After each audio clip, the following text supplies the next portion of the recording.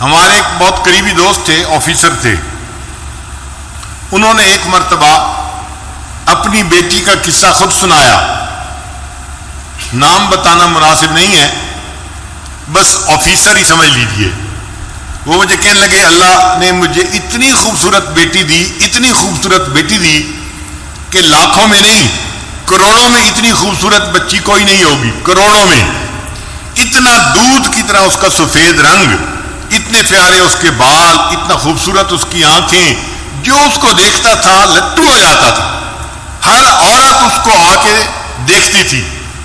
کہنے لگا کہ میرے گھر میں عورتوں کا، محلے کی عورتوں کا مجمع لگا رہتا تھا. عورتیں کہتی تھی کہ اس کے گھر کے قریب سے ہم گزرتی ہیں، ہمارا دل چاہتا ہے ہم اس بچی کو دیکھیں، ہم بچی کو دیکھنے کے لیے آئے ہیں. کہنے لگی وہ بچی ذہین بھی اتنی تھی کہ بلا کی ذہین. اس کو میڈیکل میں داخلہ مل گیا اور وہ میری بیٹی ڈاکٹر بن گئی. اور ڈاکٹر بھی ایسی کانفیڈنٹ تھی کہ سرجن ڈاکٹر بنی. کہنے لگا خوبصورت بھی تھی اور قابل بھی تھی، سرجن ڈاکٹر بھی تھی. اس کو ہاسپٹل میں ایک بہت اچھی جاب مل گئی. اب جب اس کی عمر 28 سال ہوئی تو میں نے اس کے لیے رشتے ڈھونڈنے شروع کیے. کہنے لگے رشتے کا نام لینا تھا کہ رشتوں کی تو بھرمار لگ گئی. ہمارے پاس اس بچی کے لیے 100 رشتے تقریباً آئے. اب ہم میاں بیوی پریشان تھے کس کو ہاں کرے اور کس کو نہ کرے. یہ وزیر کا بیٹا ہے، یہ امیر کا بیٹا ہے، یہ فیکٹری والے کا بیٹا ہے، یہ بزنس مین کا بیٹا ہے، اور بڑے بڑے نامی گرامی خاندانوں کے رشتے بیٹی کے لیے. ہم چاہتے تھے کہ کوئی رشتہ فائنل کر دیں، مگر میری بیٹی کے اندر عجب اور تکبر بہت تھا. جو رشتہ آتا وہ کوئی نہ کوئی اس کے اندر عیب نکال دیتی. یہ لڑکا تو دیہاتی نظر آتا ہے، میں اس سے شادی نہیں کروں گی. اور کئی مرتبہ کہتی لڑکا تو ٹھیک ہے، ڈاکٹر ہے، مگر اس لڑکے کی ماں دیہاتی ہے، میرا گزارا نہیں ہوگا. لڑکے کی ماں دیہاتی ہے، اس پہ رشتہ نہ کر دیتی. کہنے لگے کہ 2-4 سال تو اسی طرح گزر گئے. روز کا کام تھا، رشتے آتے اور بچی نہ کر دیتی. اور ہمیں رشتے پسند بھی آتے کہ لڑکا سمجھدار ہوتا، تعلیم یافتہ ہوتا اور اچھا اس کا کام کاروبار ہوتا، مال پیسے والا ہوتا، سارے وسائل اس کے پاس ہوتے، مگر بچی کا دل مطمئن ہی نہیں ہوتا تھا. اور جب ہم اسے کہتے کہ بیٹی رشتہ تو اچھا ہے تو بیٹی آگے سے جواب دیتی ان رشتوں کا کیا، یہ تو سینکڑوں رشتے جو ہے آ سکتے ہیں، ان کا کیا ہے. کہنے لگے کہ 3-4 سال کے بعد اس کی عمر 34 سال ہو گئی. اب رشتے آنے ذرا کم ہو گئے، مگر بچی کو پھر بھی یقین تھا کہ میرے لیے ضرور اچھا رشتہ آئے گا. رشتے والوں کو آخر کیا چاہیے جو میرے پاس نہیں ہے. اس کو ناز تھا اپنے حسن پہ، اپنی تعلیم پہ، اپنی سمجھداری پہ. کہنے لگا کہ پھر اس کے تکبر کی وجہ سے ایک عذاب آیا. باپ اپنی بیٹی کا واقعہ خود سنا رہا ہے. کہتے کہ میری بیٹی کے اوپر عذاب آیا. اس نے کسی مریض کی سرجری کی اور سرجری کرنے کی وجہ سے اس کو کوئی ایسا انفیکشن ہوا کہ میری بیٹی کے ہاتھوں کی جو جلد تھی وہ ساری کی ساری ایسے ہو گئی جیسے مردہ ہوتی ہے، کسی بوڑھے کی ہوتی ہے. اب بچی خوبصورت ہے، نوجوان ہے، مگر دونوں ہاتھوں کی جلد جو ہے وہ ایسے ہے جیسے کوئی 90 سال کا بوڑھا ہوتا ہے. ہاتھ بدنما بن گئے.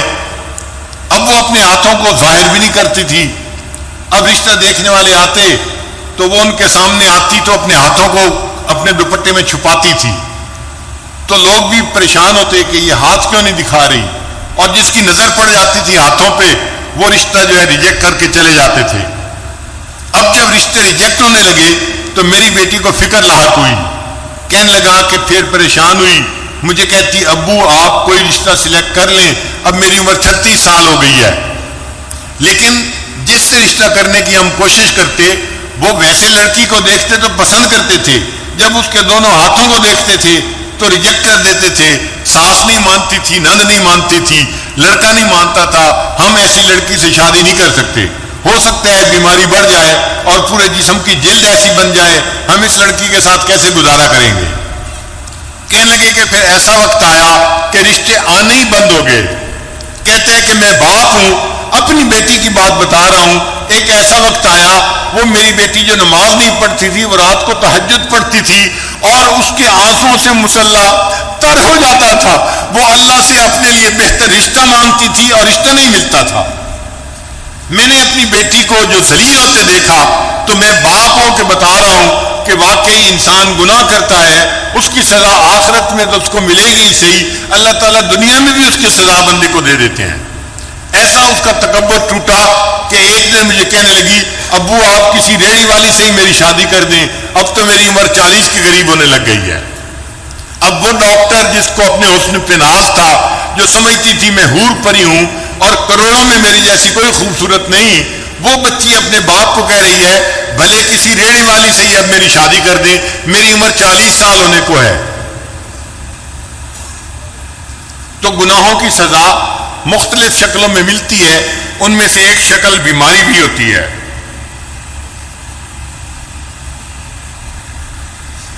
اور ایک شکل ہوتی ہے کہ انسان کو اللہ تعالیٰ لوگوں میں بے عزت کر دیتے ہیں، لوگوں کے دل سے اس کی عزت نکال دیتے ہیں.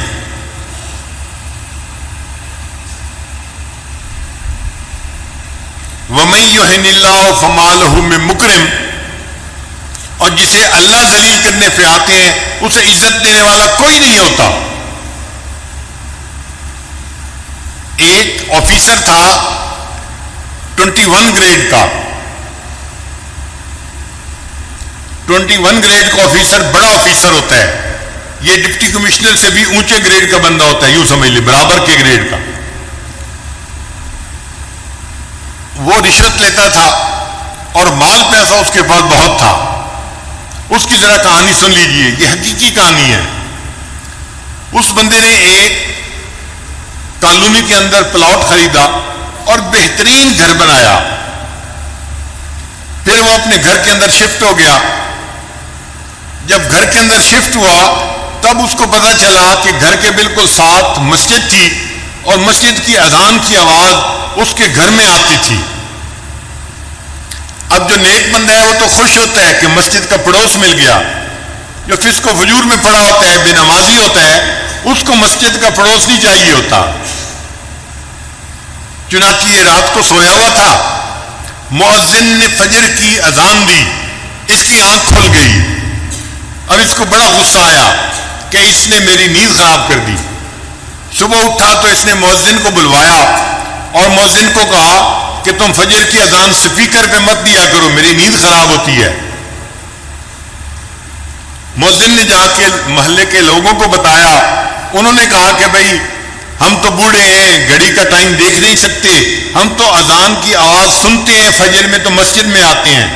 اگر آفیسر صاحب کو پرابلم ہے تو یہ اپنا گھر مسجد سے دور کہیں جا کر خرید لیں. کیوں انہوں نے قریب خریدا ہے؟ یہ جگہ بدلے، مسجد تو نہیں بدل سکتی. تم اذان کی آواز دو سپیکر پہ. تو مؤذن نے اگلے دن پھر سپیکر پہ اذان دے دی. اب اس بندے کی جب پھر نیند خراب ہوئی، اس کو بڑا غصہ. میں نے مؤذن کو بلا کے کہا بھی تھا اذان کی آواز نہ دینا فجر کے وقت میں سپیکر پہ، اس نے میری بات نہیں مانی. اس نے دن میں اس مؤذن کو بلایا اور اس کو پھر اس نے ایک تھپڑ لگایا. میں نے تجھے نہیں کہا تھا؟ تجھے میری بات سمجھ نہیں آئی تھی؟ میں فارسی بول رہا تھا، تو کیوں نہیں سمجھا؟ کیوں تو نے اذان دی؟ اب مؤذن کو جو تھپڑ پڑا وہ بیچارہ تو صبر کر گیا، مگر اللہ کا نظام حرکت میں آ گیا. اب اس آفیسر کے اوپر پکڑ آئی، اور وہ پکڑ کیسی تھی کہ اس کے دونوں بازوؤں کے اوپر فالج کا اٹیک ہو گیا اور دونوں بازو اس کے یوں سینے کے اوپر لگ گئے. اب بازو لمبے بھی نہیں کر سکتا اور بازو یہاں پر ہیں اور وہ کام بھی نہیں کر سکتا. جب کام نہیں کر سکتا تو دفتر والوں نے اس کی نوکری سے چھٹی کروا دی. وہ جو رشوت کا پیسہ آ رہا تھا، ایک پائپ لائن لگی ہوئی تھی پیسے کی، وہ سب ختم ہو گئی. اب یہ گھر میں پڑ گیا. بیوی خدمت کرنے لگی مگر مزاج افسرانہ تھا، شاہانہ تھا. بیوی کھانا لاتی، اس میں عیب نکالتا، گرم نہیں، نمک ایسے نہیں، فلاں ایسے نہیں، ہر چیز میں عیب. اب بیوی بھی تنگ آ گئی کہ میں سارا دن خدمت بھی کرتی ہوں اور چھوٹی چھوٹی باتوں پہ یہ اتنا غصہ بھی کرتے ہیں اور بچوں کے سامنے مجھے ڈانٹتے ہیں. ذرا ذرا سی بات پہ یہ بیوی کو گالیاں دینے لگ جاتے. 1 سال بیوی نے گزارا کیا. پھر ایک دن بیوی نے کہا کہ دیکھیں میں نے 1 سال آپ کی بیماری میں آپ کی دن رات خدمت کی ہے.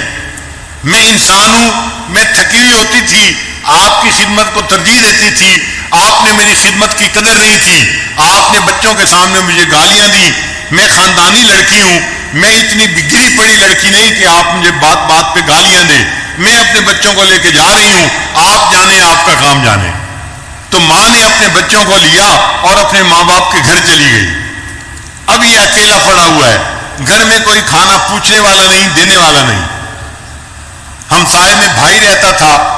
بھائی کو پتا چلا تو بھائی اس کو گھر لے کے گیا اور اس نے اپنے بھائی کو کہا کہ دیکھو اب تم میرے چھوٹے بھائی ہو, میں نے ساری عمر تمہارے ساتھ اتنا احسان کیا ہے, تم میری خدمت کرو, میں تمہارے باپ کی جگہ ہوں. تو بھائی گھر لے کے چلا گیا. اس نے اپنے بیوی بچوں کو کہا کہ میرے بھائی کی خدمت کرو, یہ بیمار ہے. مگر جو مزاج بگڑا ہوا ہوتا ہے وہ تو ہر جگہ بگڑا ہوا ہوتا ہے. اب بھائی کے گھر میں بھی اس کا حال یہی کہ بھابھی چائے لے کے آئی, یہ تو گرم نہیں ہے, اور تمہیں تو سلیقہ نہیں ہے, تمہیں تو فلاں نہیں ہے. تو بھابھی اس کی باتیں کیسے برداشت کرتی. اس نے چند دن دیکھا, چند دن کے بعد اس نے اپنے خاوند کو کہا یا تو تم بھائی کو گھر پہ رکھ لو یا پھر مجھے گھر پہ رکھو, ورنہ میں گھر سے جا رہی ہوں. اب بھائی کو اپنا گھر بھی ٹوٹتا نظر آیا. ایک دن بھائی نے آ کے اس کو سمجھایا, میری بیوی آپ کی خدمت کرتی ہے, میرے بچے آپ کی خدمت کرتے ہیں, آپ ان کو کیوں ڈانٹتے ہیں, کیوں ان سے غصے ہوتے ہیں. اس نے بھائی کو بھی جو ہے وہ سنانی شروع کر دی, تم رن مرید ہو, تم بیوی کے جو ہے وہ جو ہے غلام ہو, تم کوئی انسان ہو, تم مرد ہو, تمہارا یہ حال ہے, تمہارا یہ حال ہے. اب جب اس نے بھائی کو اس کے بچوں کے سامنے ڈانٹا تو بچوں نے اپنے باپ سے کہا ابو جی اس بھائی کو یہاں سے چھٹی کراؤ. بھائی کو بھی غصہ آیا. تقریباً دن کے کوئی 9 بجے تھے, گرمی کا موسم تھا. اس نے اپنے بچوں کے ساتھ اس کی چارپائی کو اٹھایا اور اٹھا کے اس کو باہر جا کر گلی کے اندر رکھ دیا. سڑک تھی دروازے کے اوپر. اب یہ سڑک کے کنارے پڑا ہوا ہے اور اس کی جو ہے وہ پوچھنے والا کوئی نہیں, اس کو کھانا دینے والا کوئی نہیں. جب سورج اور بلند ہوا تو گرمی بھی تھی, پسینہ بھی تھا, اور اللہ کی شان دیکھیں اس دوران اس کو ٹانگوں پہ فالج ہوا اور اس کی ٹانگیں بھی جیسے ہاتھ سینے پہ لگے ہوئے تھے, ٹانگیں بھی سینے کے ساتھ لگ گئیں. اب یہ گوشت کا لوتھڑا بن گیا, نہ ہاتھ ہلا سکتا ہے نہ پاؤں ہلا سکتا ہے, صرف دیکھ سکتا ہے, بول سکتا ہے. سڑک کے کنارے پڑا ہوا ہے. اب اس کو بھوک لگی ہوئی ہے کیونکہ 1-2 دن سے اس نے کھایا نہیں تھا. اب جب اس نے آتے جاتے لوگوں کو دیکھا تو لوگوں سے بھیک مانگنی شروع کر دی, اللہ کے نام پہ مجھے دے دو, میں بھوکا ہوں, مجھے بہت بھوک لگی ہوئی ہے. جس اللہ کا نام سننا اس کو گوارا نہیں تھا, اذان ہوتی تھی اس کی نیند خراب ہوتی تھی, آج سڑک کے کنارے پڑے اسی اللہ کے نام پہ لوگوں سے بھیک مانگ رہا ہے, مجھے اللہ کے نام پہ کچھ دے دو. ایک کالج کا لڑکا جا رہا تھا, اس نے اس کو 10 روپے نکال کے دیے. یہ کہنے لگا بچہ میں اس 10 روپے کا کیا کروں گا, نہ میں چل سکتا ہوں نہ آ جا سکتا ہوں, مجھے تو بھوک لگی ہے, روٹی لا کے دو. اس نے روٹی قریب سے خریدی اور لا کے دی. جب روٹی لا کے دی اس نے تو یہ کہنے لگا کہ میں اپنے ہاتھ سے تو روٹی توڑ کے کھا نہیں سکتا, آپ پلیز مجھے روٹی کھلا بھی دیں. وہ لڑکا کہنے لگا مجھے تو کالج جانے اور دیر ہو رہی ہے, میں نے روٹی لا کے دے دی, اب کھلانے کا ٹائم تو میرے پاس نہیں ہے, میں یہ روٹی رکھ کے جا رہا ہوں. جب اس نے روٹی زمین کے اوپر رکھی تو یہ سوچنے لگا کہ زمین پہ رکھی روٹی تو میں اٹھا کے کھا نہیں سکتا, نہ ہاتھ کام کرتے ہیں نہ پاؤں کام کرتے ہیں. تو یہ اس لڑکے کو کہنے لگا زمین پہ روٹی نہ رکھیں, مجھے پکڑا دیں. اس نے ہاتھ میں پکڑانی چاہی, اس کے ہاتھ کی انگلیاں ہلتی نہیں تھی, یہ ہاتھ میں روٹی نہیں پکڑ سکا. پھر کہنے لگا اچھا تم مجھے میرے پاؤں میں روٹی پکڑا دو. اس نوجوان نے اس کے جو پاؤں تھے سینے کے اوپر رکھے ہوئے, اس کے انگوٹھی اور انگلی کے درمیان روٹی ڈال دی اور اس نے اس کو تھوڑا سا گرپ کر لیا. اب پاؤں سے روٹی پکڑی ہوئی ہے اور منہ سے نوچ کے اس کو کھا رہا ہے. جس اللہ کی نافرمانی کرتا تھا اس اللہ نے دکھا دیا, دیکھو جب میری سزا آتی ہے تم سڑک کے کنارے کتے کی طرح اپنے پاؤں سے روٹی پکڑ کے منہ سے نوچ کے کھاؤ گے. یہ وہ آفیسر تھا جس کی بڑی عزت تھی, بڑا مال تھا، بڑا اس کا مکان تھا، بڑی گاڑی تھی، اور آج سڑک کے کنارے پاؤں کی انگلیوں کے درمیان روٹی پکڑ کے یہ اپنے منہ سے اس روٹی کو نوچ کے کھا رہا ہے۔